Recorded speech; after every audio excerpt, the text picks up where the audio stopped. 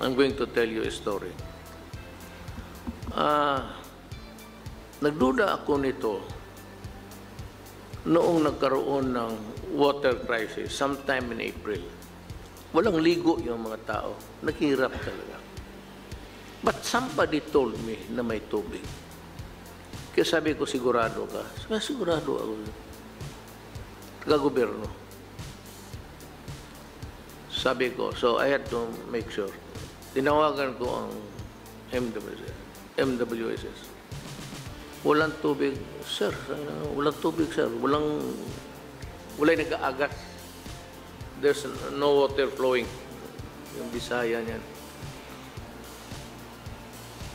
Tapos sabi ko, I took a gamble. Tinawagan ko na. Sabi ko, putang ina ninyo. Kung may tubig, sabi ng taga-gobyerno, bakit di ko paniwalaan? Putang ina ninyo. Pagbukas pagdating ko, pag walang nakatubig na lumalabas yun, puking, kumuton ko na inyong nang, kumuton is, ganunin mo. Lamutakin ko yung mukha ninyo yan, isa-isa. And I was really dead set in doing it. Mahirap papaya.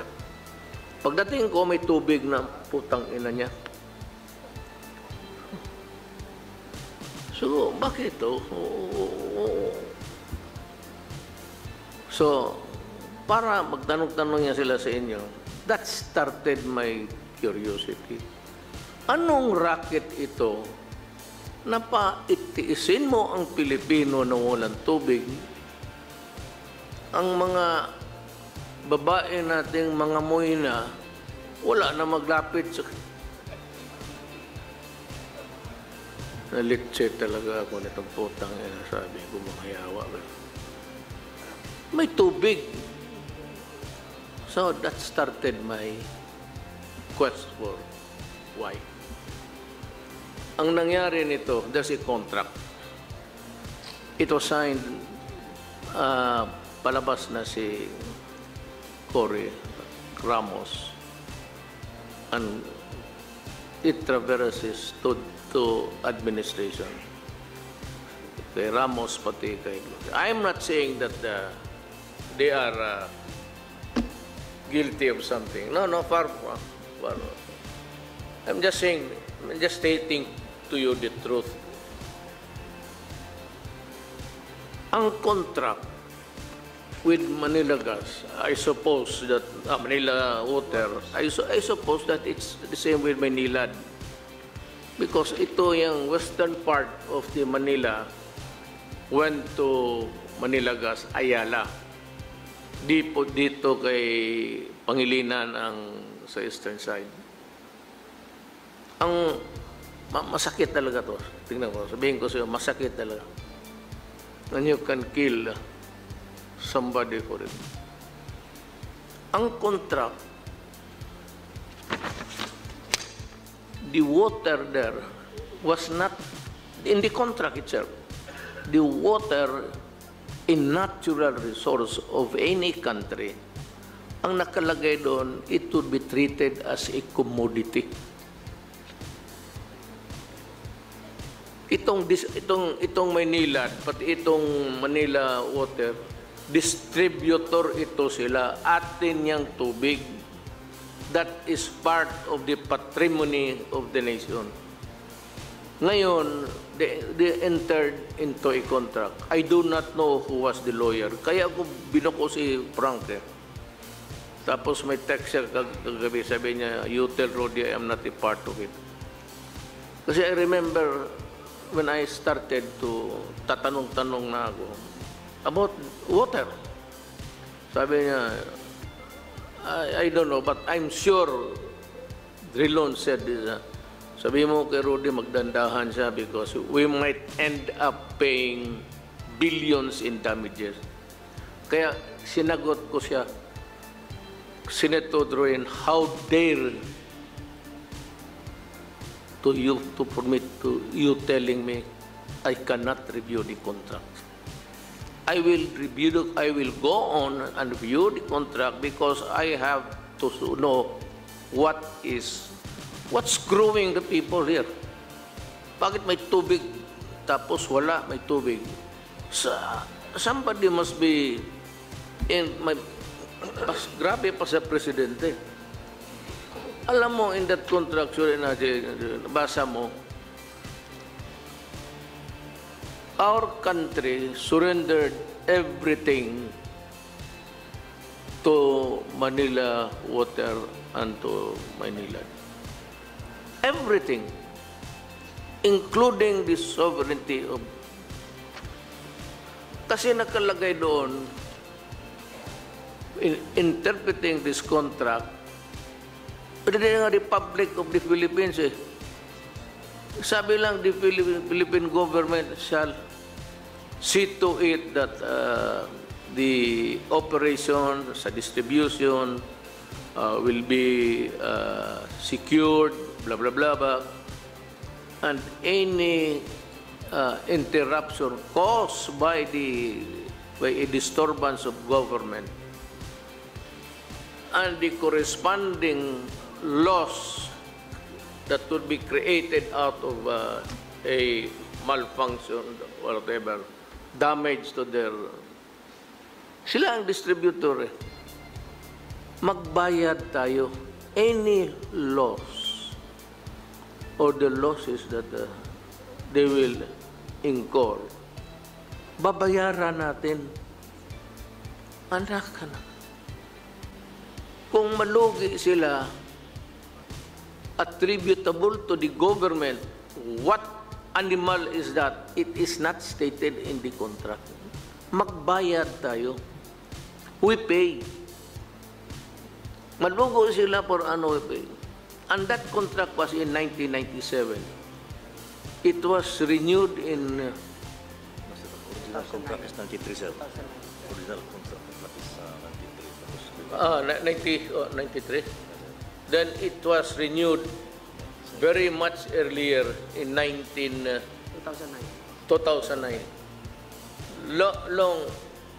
Long before the... Hindi pa mag-expire. About 7 years before. Nirenew na nila. At they were granted an extension sa panahon ni Gloria.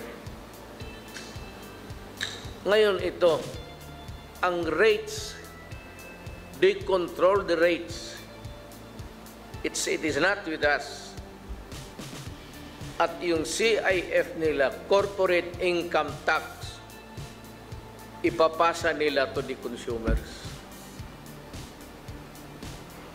Believe naman talaga ako sa mga bitoka nito. Hindi na talaga ito. Hindi ko dumasik mura. Meron pa. All in favor.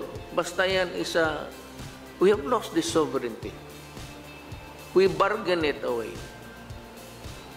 Gusto kong malaman kung sino yung mga abogado. Pero ako nagduda ako. But he sent a text to Bingbong. Binasa niya kagabi sa akin. Sabi doon, Bimo kay Rudy, wala na ako sa Accra yung panahon yun. Accra is involved.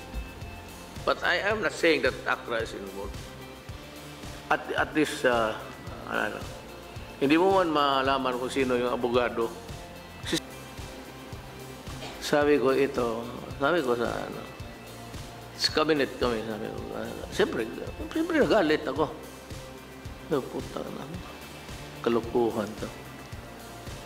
So sabi ko, because pagka nalugi sila, hindi tayo magbayad. Now we paid earlier 3 billion. Anong interruption yun?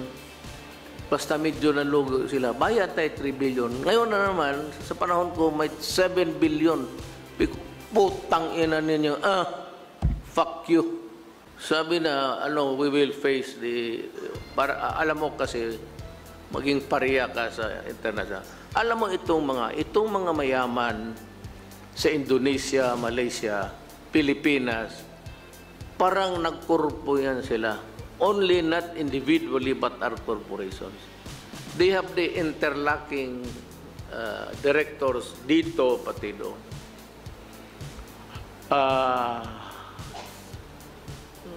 Mahirap yan. Ako sabi ko, mahirap yan. Meron pang dalawa na escape my mind. Kabisi ko. But there's another one. Sa rates, yung losses, you have to bear it. You have to pay for the losses. Then, yung income tax nila, putang ina tayo ang magbayad. Wala akong nakitang putang inang kahiyaan na sanit ngayon ko. Ikaw na ang magbabayad sa kita nila.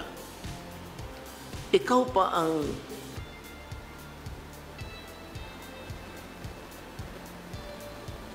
wala kang choice sa rates. Sabi ko, alam mo, if you look at the law, maybe, balik ako, but this is a classic case of economic blunder. Wala lang nakasilip nito. Because, I can assume that money really talks. Sabihin ni Ayala, wala, wag makumbulahin, let's check. Pati kayo, don't fuck with me. I know you. Nilaro ninyo yung Pilipino sa pera. Sabi ko, I will pursue this. If this is the only thing that I can achieve in my administration, ito na lang. Birahin ko talaga economic blunder. Nakita yung statement nila ngayon. We are ready to talk to the administration, the incumbent, that this happened not during their time. No, probably they might have a little na because it was not during the time that this contract was signed. Pero economic sabotage yan. Ang problema nito, Adre, how do we recover? Ito pang isa. Yung sabihin ninyo, all of you, ito isa. Kukuha ko na, I remember now.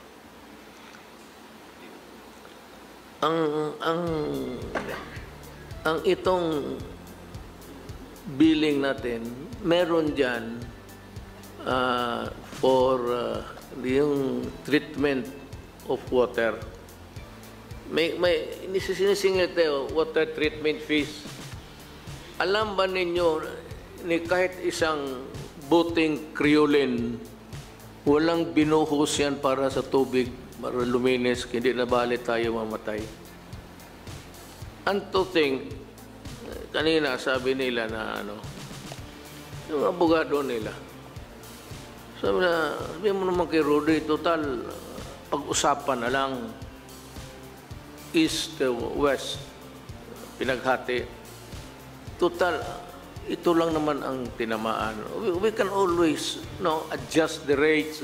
Yung mga paano na yung para kang gago. Now, probably over the years we can reduce o tapos babawain. Sabi ko, how can that be? How many years na? Sabi mo, ang tinamaan lang ang west, pati ang east sa Manila, Metro Manila.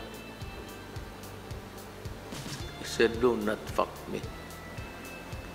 When we paid for your corporate income tax, kasi sinalo ng so kung sinalo natin, pera natin ang binayad. It is as if ngayon, ang pera yan, hindi ng pera ng Metro Manila, nor of the east or the west.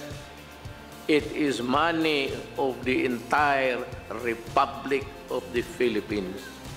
Kaya sila ang constituents ko. Pera ng gobyerno yung binayad namin sa income tax ninyo. How can it be now na sabihin mo, Maynila lang ang tinamaan? Because when we paid for your taxes, tinamaan na kami. Talagang yayariin ko sila dito. And, the lawyers, they knew that when they were crafting the contract, it was actually lahat ng provision at that time and until now, at that time and now, present, they knew that it was all in violation of law, a diminution of our sovereignty, that we have to pay for their losses, that's anti-graft. Kaya pag sabay-sabayin mo, that the money that we have to absorb, we have to pay for their income tax. At the beginning, Adre, abogado man tayo dito, right at the start, it was a contract that was all in contravention of the anti-graft law. So it could be, now, over a period of time, that's plunder.